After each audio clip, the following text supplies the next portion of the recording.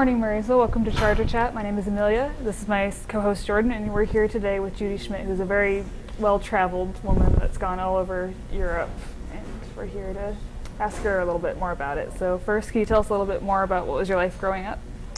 It was very happy. We moved around a lot because my dad was away at the war to begin with, and then started with an insurance company and moved to Portland and then back to Seattle, where I was born. I have a sister, and the two of us were quite far apart in age, but we got along very well. I basically took care of her, as you know how that goes. It was a very happy growing up. So, did you have a dream when you were a kid? Like, I know every kid's like, I want to be a rock star or an astronaut. Did you have one? Well, from the time I was little, I was doing acting, plays. So that was pretty much what I had thought I was going to be doing until I decided that that's pretty competitive situation, and I didn't think I had the talent or the guts for that. So that was it. We have a few friends that are like in plays and stuff, and they're trying really hard to be into it now, but it's hard to think like 20 years from now how to It is. It's because you have to go where the jobs are, and that's, a big city that has a million other people doing the same thing that you are, and you're all competing, and it's all a lot of luck. So. It kind of reminds me of like Los Angeles, like we're just like everyone was trying to go into the music industry in the 60s or whatever. Exactly. So your parents, were they like, so when you were traveling, like as a kid, was that what got you interested in actually wanting to travel? Well, no, because we didn't really travel. We just moved. But after I left and my sister left, my parents started to travel, and it was very exciting to think about. And then we didn't have a whole lot of money, so we didn't do any traveling. But we went to visit our son, who was in Japan in the Air Force. And we did that on a very slight shoestring, but we did it, and it was wonderful. And then we went to visit him again when he was in Italy, and that's really what got it. Nice. Yeah, definitely. It's one advantage of the military is you get to see the world. If you Absolutely, and and he did. He saw the world, and we got to visit him, and that makes it fun to go someplace where someone lives. Because they know the secret places to go. My stepbrother, well, my stepsister's husband, he's in Germany right now. And so my stepsister's going to visit him soon. So she's super excited about that one. Yes, where in Germany? I'm not actually sure. I just know somewhere in Germany. Yeah, I imagine like somewhere near the base if it's through the military. There's several. There's many bases in Germany. That's true. Yeah. It's weird how like we're in so many places. I mean, it's good for people who join the military. It's a lot of money to spend on all that. Exactly. So, what was your first family vacation like? When you saw your son? When I was a kid? Yeah. Did you go on any family vacations? Oh yes, they were mainly road trips. Staying in a motel was an exciting thing to do. We went to visit back in L.A., where my grandmother lived, where we had lived, and where my sister was born. And it was just that kind of it wasn't an exciting vacation, but I remember one when we went down to L.A.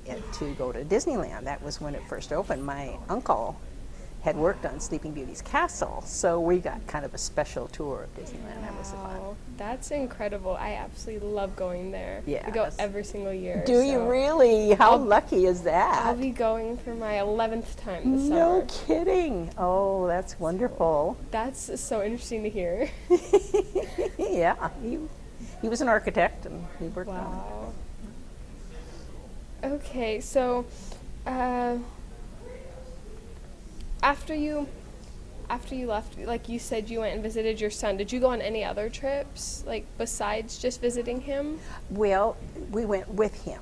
He took time off, and we went to Florence, and then we went to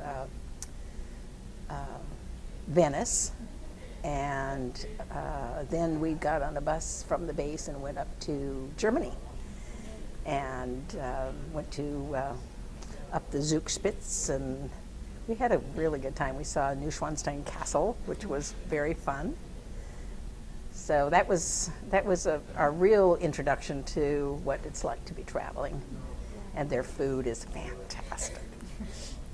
Love the food in Italy. It was funny because when we left there, after having eaten such wonderful food, it was like, okay, now what do we eat? Oh, I know that feeling. Coming back from Mexico, everything was so good, and then coming back, it's like, well, this isn't that good. Well, it's just so different, and it's so normal. All right, well, I think we're going to take a quick break. Have you ever wondered what life's like for a cell phone addict? You'll find out now.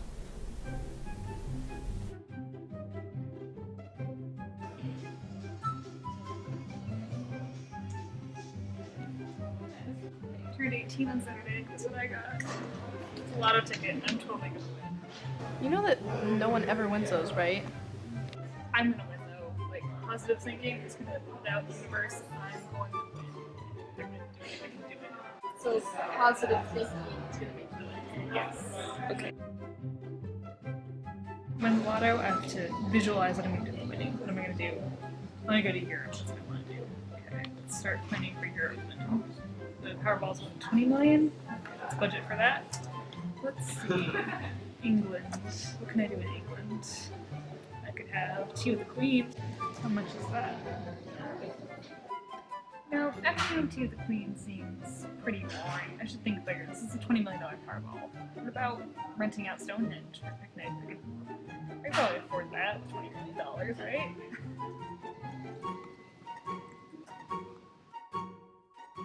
Why would I just stick to the UK? With this much money, I could tour all of Europe. I could go to France, I could go to Amsterdam, I could go to Germany, I could go everywhere. I could probably get a private Rammstein concert if I wanted to. This is gonna be great. I got this. They're announcing the Powerball. Let me see. Come on. First number is 18. The next 3. 16, 89, 81.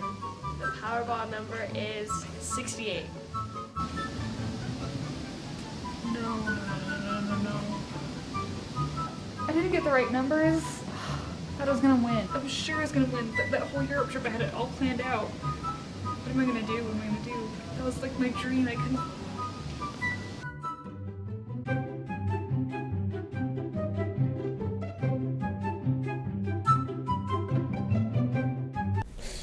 Welcome back, Marysville. We're back again with Judy, Schmidt, and Jordan, and myself, Amelia.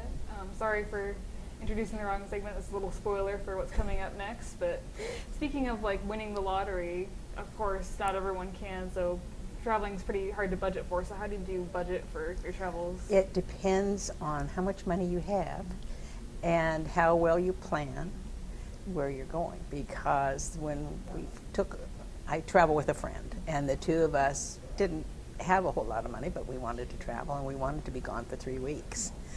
And so it was trying to figure out where you could stay that was the cheapest, where you could eat was the cheapest. The airline is the hardest part to budget for because it's going to be what it is. So we plan for our trips a year ahead of time. So that gives you time to save and work it out. So what do you pack? Like, what kind of needs do you think any traveler Everyone, needs? of course, has to have a passport. And you should have something that you can wear on your body to keep your important things, like your passport, your credit card, your money. You don't want anyone Those to take things those. that you can't afford to lose, you want to keep close to you. So you never put anything like that in a backpack. Don't ever put anything in a backpack that you can't lose, because they're very, very good pickpockets in Europe. Just about every big city you go to. But you only need a few pairs of pants and some shirts. The main thing is to get everything all color coordinated so you can wear everything with everything else. That way you don't have to have so much, but you're always able to grab and go. Okay, well, what are the different places that you've traveled? Like you said, you travel with a friend. Where have you guys gone? Oh my goodness. Well, we started off We went to the Netherlands first, and then we took a train to Belgium, and then we flew to Lisbon and visited Portugal. We stayed for a week on the southern part, which is called the Algarve. I had like a timeshare, so we were able to stay there for a week, and then we stayed in a hotel in Lisbon, which was really fun. And then the second trip we took was to the Greek islands. So we went to Athens first, and then we found somebody who helped us arrange all the different ferry trips, because you get on these giant ferries and go to different islands. My friends went to Italy and Greece, and it was like freshman year after high school, and just it was super fun going to see like all the ancient stuff. It was like learning all the history of it and then seeing how. Well, that's the whole thing about travel. Yeah. That's what you do. Yeah. You can learn about it, you can see pictures, but until you actually see it, you really don't know it until you see it, and it's wonderful. Then we went. The next trip, we went all around France. We rented a car and drove all the way around France. And then we took a really interesting trip, a bus tour that went from Czechoslovakia, Czech Republic, and to Poland and Hungary and Slovenia and down Croatia. It was really, really fascinating. What made you guys decide to travel in the first place? I don't know. My friend that I traveled with was a traveler. She had done backpacking and, all of these different things, and she just thought it would be fun if we could travel together, which we have the same philosophy of travel, which means if something goes wrong, that's an adventure. And that's really important, because something's always going to go wrong. But that's what you remember. That's what you laugh about when you come home. What's the most memorable, issue that's happened while you were on a trip? Well, I think the hardest one to deal with was we were on the train, and you get ready to get off, and you have your bags, this big bag, and I couldn't. She got off, and I was getting ready to go off, and the doors closed. Oh no! So we had not come up with a plan B if that had happened, which afterwards we did, but somebody stopped the train. Oh, they were just the nicest people, and I felt so embarrassed, but I was able to get off the train so that we could go together. But that was the main thing that happened. I think there's a saying that if you want to make God laugh, make a plan, because they never stay the way they're supposed to go. Absolutely. Life is what happens when you're busy making plans. But we decided that if that should ever happen, that we would meet at the next station rather than worry about coming back and forth, because you could go like this and never meet each other. That's very true. You don't want to play telephone with trains. Exactly. Well, now there's cell phones. Yeah. Now you could talk to somebody, but then we didn't have anything like that. When was your first trip with this friend? 2005. That's when we went to the Netherlands. We stayed in Haarlem. Took the train to Amsterdam every day. Amsterdam's great. Oh, it was just wonderful. How many trips have you guys gone on? Let's see, 1, 2, 4. We're going in June. We're going to go on a river cruise, all the way down to Bulgaria. Okay. Well, I guess we'll transition and take a quick break into the cell phone addict segment this time. We promise. Now it's correct. Yeah. See you in a bit.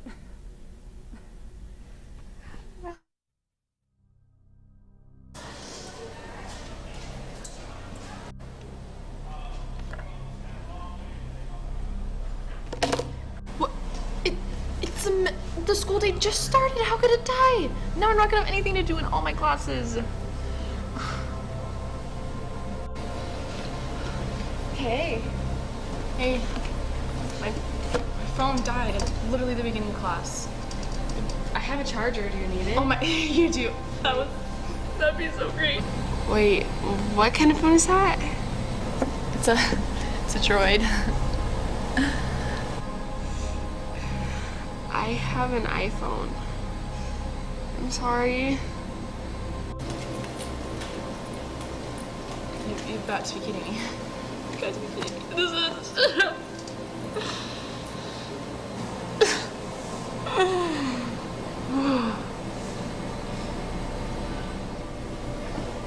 Hey, man.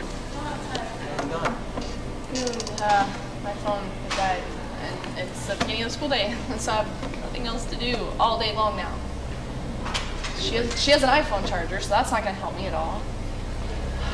I'm sorry. But how's your day? Because mine sucks. As usual. I think I gotta go class now, so. Yeah. But have fun. You know. That's not my phone. You've got to be kidding me. I don't even care if it's anymore. Why would I have someone else's phone? My phone has everything on it. I forgot all of my Facebook passwords and everything. And I'm not gonna be able to get on any of my accounts. Your phone's dead. I don't care. What if someone has a charger and I find it and then I go on it and then I can't go on it because I don't know any of the passwords and it's not even my real phone.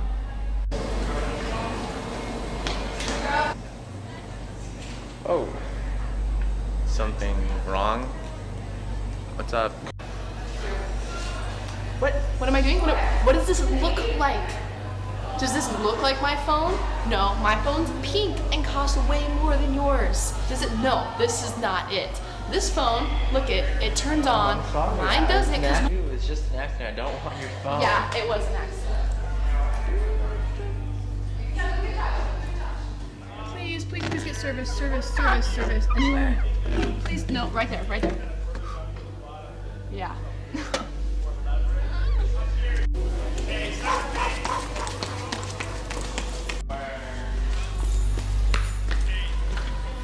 Please, service.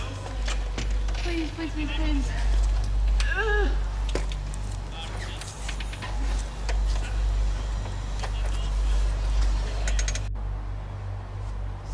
Service. Please, come on.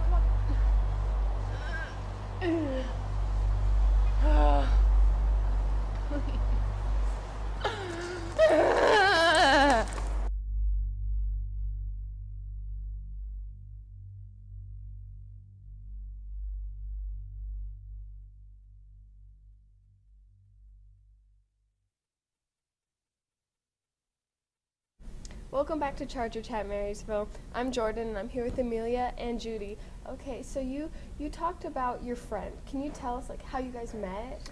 Oh goodness, she was my neighbor when we lived in Wenatchee. And my youngest was like 2 years old.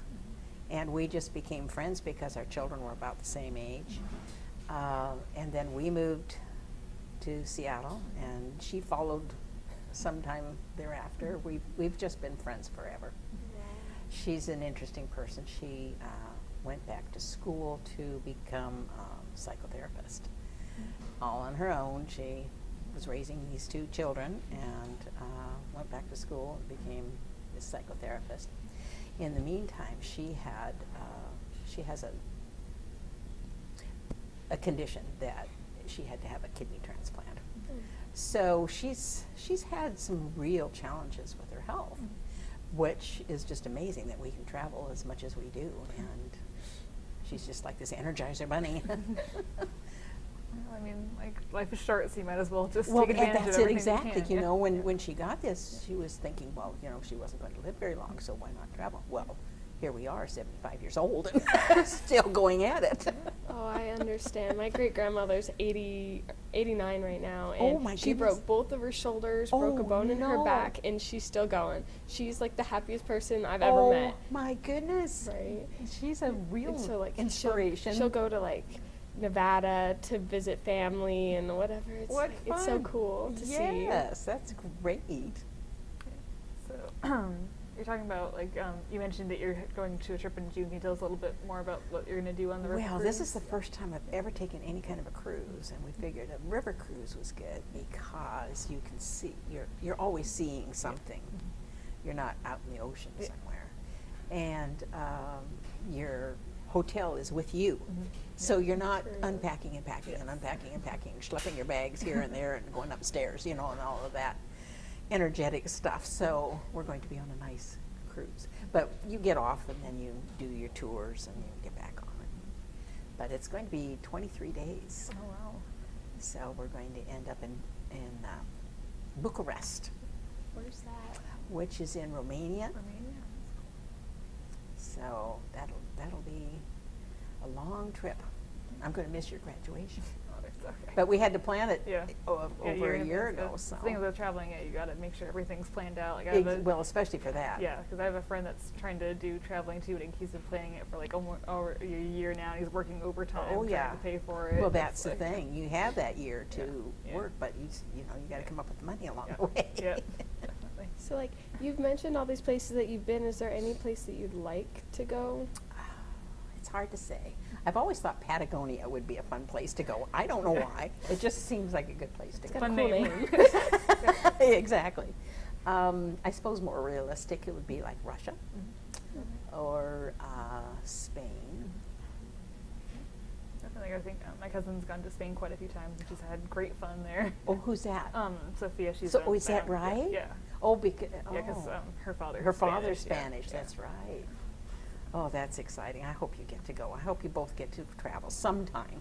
Maybe you'll have to wait until after you're old like I did, but Studying abroad would be oh, cool. it really would. As Yes. a kid. I had a daughter who studied abroad for a quarter, and she just loved it.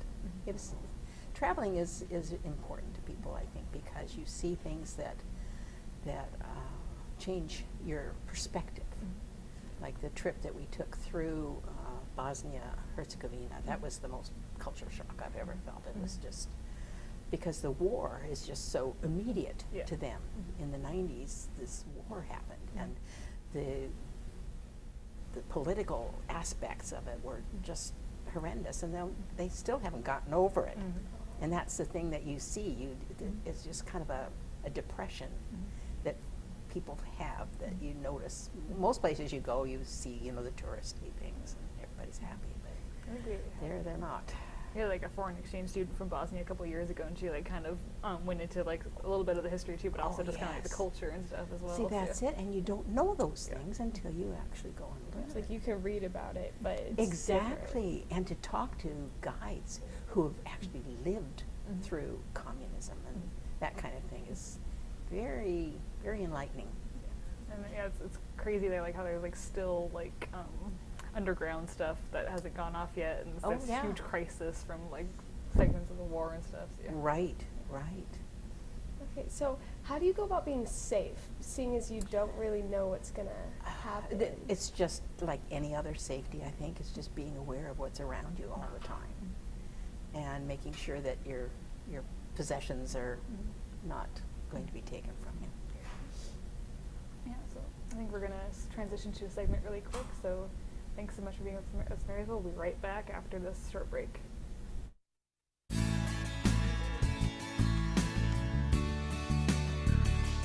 Looks like another day saving the city.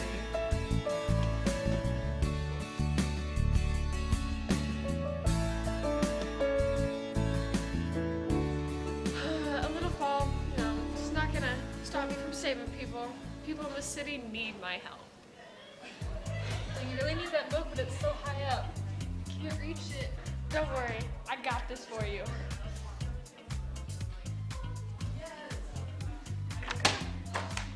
Thanks. Yeah, you're welcome. The force is with me. It's helpful. Yeah, it's very helpful.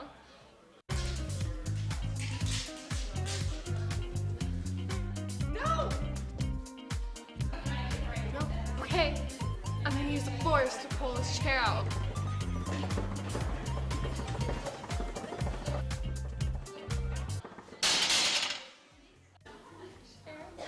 Thanks. Now I can, sit on it like you do to chairs. See? You're welcome.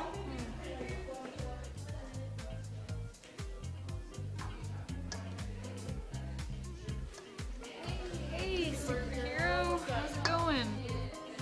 Nothing much. How are you doing? I'm doing great. Helping many people today. You? Yeah. Oh, I helped you with that book and helped someone with a chair. There's still a little bit of foam in my head from that.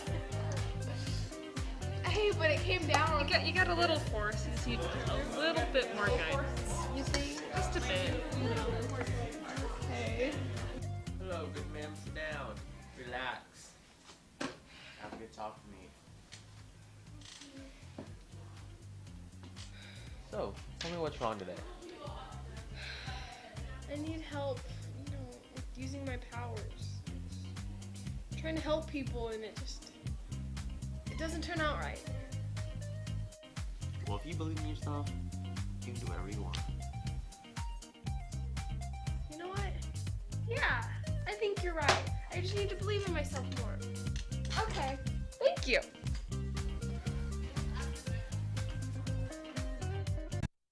Welcome back, Marysville.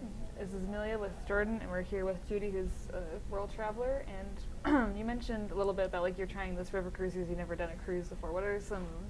What's your favorite way to travel so far? I think the thing about Europe is the trains. You can get anywhere on trains, and it's also fun to sit with people from that country on the train and talk. So I think that's the best thing. Also, their road system is just fabulous. Of course, they spend a whole lot of money on it, but the freeway type system. Of course, if you're on the freeways, you don't get to see the country, so you have to choose between getting there fast and getting lost.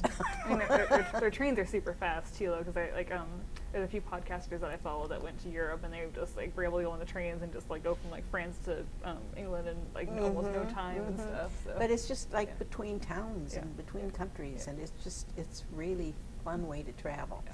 We have rented cars here and there, which is good because then you can guide your own travel, but it'll be real interesting to see how it is getting on a boat. I'm going to read a book about someone who backpacked all the way the same route, so we're going to see how It's that so goes. much fun. Yeah. So what do you think the most memorable thing that you've done or seen? Oh gosh, I don't know. That's hard to say because every single time is just so memorable. But I think the thing that I came away with most on this last trip was learning about the politics of the world and how we're just a baby when it comes to things that happen. You live in a country, you live in a town, and that town can be owned by many different countries throughout your lifetime. So to me, that was just the oddest thing to think that we've never been invaded. And all those countries have all been invaded, and like Poland disappeared for a time being because somebody took it over. Yeah, no, I've seen like little like maps of like Europe over time, and it's just insane like how the borders have moved so much. And I guess it's really for the best now. Like the borders are almost gone at this point because It really does make a difference when you're traveling, for sure. Yeah. Because you don't have to stop. One place we had to stop and show our passports is Slovakia. We had to travel through Slovakia, and they're not part of the EU, and so they made a big statement of coming aboard and looking at all our passports and making us wait. The guide said, "I'll get us through here." So she had this Schlivovitz that she was sharing with them. She keeps a bottle just for the guards. There you go. So that was kind of fun. And I think there's some Netherlands countries that aren't quite in the EU yet either. So Right, but they're preparing to. So they have to get, like in Croatia, in order before they get into the European Union, they have to plant a lot of grapes and olives because once they join the European Union, they can't plant any more grapes or olives because they would be competing with Greece and Italy. oh wow. So it's kind of interesting. Yeah, definitely complicated. Yes. And Europe's always been complicated, but yeah. Yes. Oh, so complicated. And you realize how complicated when you start listening to some of this. Yeah. Because we don't learn about it in school. They touch on it, but it's true. But you don't really know. Yeah, I think we're talking to people like directly and like seeing like how they've lived through like all these different occupations and all these different empires. I know and it. stuff. I know it. Like I said, this guide lived through the communist era. And that was a really good perspective. Yeah. So have you met any interesting people? Oh yes, we always meet interesting people. To me, that's what I like to do. Seeing the sights and that is fine. But I'd much rather sit in a cafe and strike up conversations with people. And the most memorable was when we were in Amsterdam. We sat in this cafe. We had someone from Amsterdam, someone from Norway, someone from Philadelphia, someone from Paraguay. And we were all sitting around talking. It was kind of our own little mini United Nations. That's amazing. It was yeah. really fun. We really sat, great. we talked for hours. Yeah, there's really no better place than like to just talk to people who have lived everywhere Absolutely. and just connect. Absolutely. It's just so much fun. All right, well, I think we're going to take one last segment really quick, one last break really quick, and we're going to watch Protest. We'll be right back. I really don't want to write this stupid paper about the First Amendment. What's the point? I mean, the First Amendment isn't all that bad. There's the right to free speech and religion and protest. Let's protest this paper.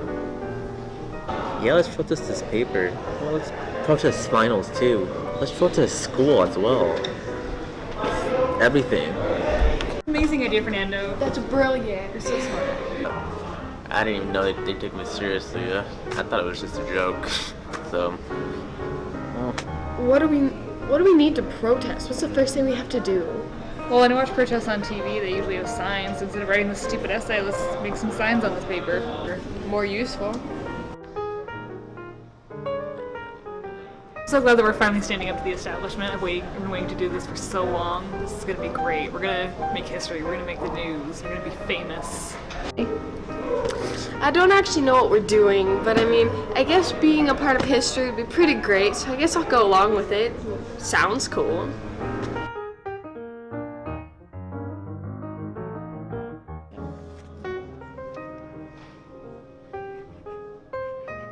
So guys, what are we gonna protest? Let's lock the door. That would work. That way they can't get in the building. They'd have to listen to us then. Great. Yeah, it's kind of cold outside. Yeah, I'm not going. Let's go? Yeah. Go with finals.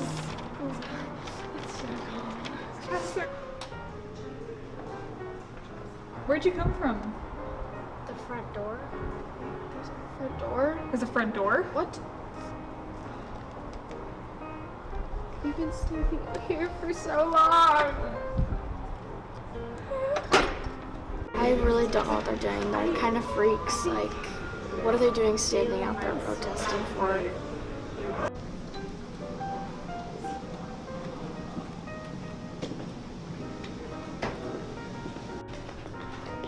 Oh, that's the front door. Okay, Protest failed. Didn't work. It was Fernando's idea, though. Where is Fernando? Like, he didn't show up to our protest. Welcome back, Marysville. This is Charger Chat. I'm Jordan. I'm here with my co-host Amelia and Judy. All right. Before we have to go, sadly, the show is almost over, but would you have any advice for anyone that would like to travel? Just do it. Just figure out a way to do it. And there, of course, with the internet now, you can search all different kinds of ways to save money. There was one called Sravel, S-R-A-V-E-L, and they give you all kinds of good tips on cheap airfare and different places to stay and exotic places that most people don't go. That's the kind of thing that would be fun. Especially like the way it is now, like stuff like Airbnb and stuff, you can just kind of Yes, find a lot oh of easier yes, things, right. yeah. We found one cheap thing, it was Ryanair, and we had to fly from Belgium to Ireland to go to Lisbon.